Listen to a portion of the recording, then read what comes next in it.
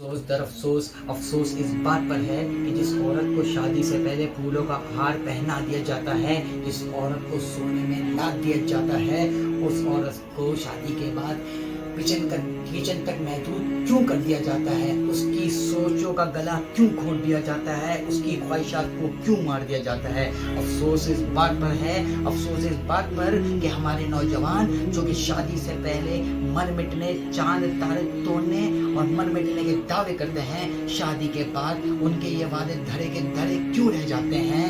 افسوس اس بات پر ہے کہ جو سانسیں رخصتی سے پہلے لڑکی کو بیٹی کا درجہ دیے رکھتی ہیں، شادی کے بعد وہ ہٹلر کیوں بن جاتی ہیں، وہ اس پر ظلم کے پہاڑ کیوں ڈھاتی ہیں۔ افسوس اس بات پر ہے کہ اس کا غیرت مند شوہر ان سب کو دیکھنے کے باوجود بھی خاموشی کے تالے کیوں لگائے رکھتا ہے۔ افسوس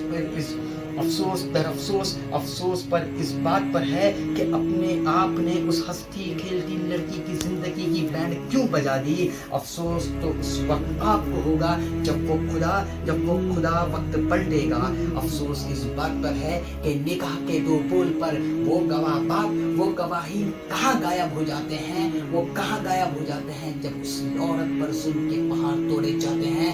کیا ان کو ڈر نہیں، کیا ان کو یہ خوف نہیں کہ روز قیامت ان سے اس ظلم کا سوال کیا جائے گا، کہ روز قیامت وہ بھی اس ظلم کے برابر کے شریک کہلائیں گے، کہ روز قیامت خدا ان سے اس بات کا جواب لے گا۔ افسوس اس بات پر ہے لوگوں، افسوس اس بات پر ہے کہ اس کا غیرت مند باپ اور اس کا غیرت مند بھائی بھی چپکی کے تالے لگائے رکھتا ہے، اس بات کے ڈر سے کہ کہیں وہ لڑکی ان پر پھر بوجھ نہ بن جائے۔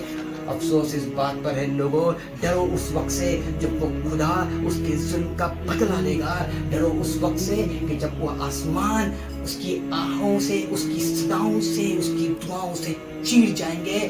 ڈرو اس وقت سے جب وہ آسمان پھٹ جائیں گے اس کی دعاؤں سے، ڈرو اس وقت سے کیونکہ تم بھول سکتے، تمہارا خدا نہیں بھولتا۔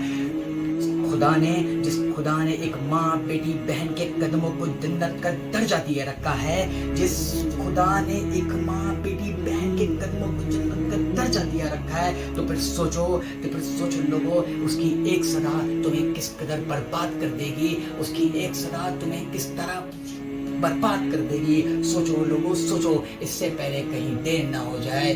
سوچو لوگوں، سوچو۔ اللہ حافظ۔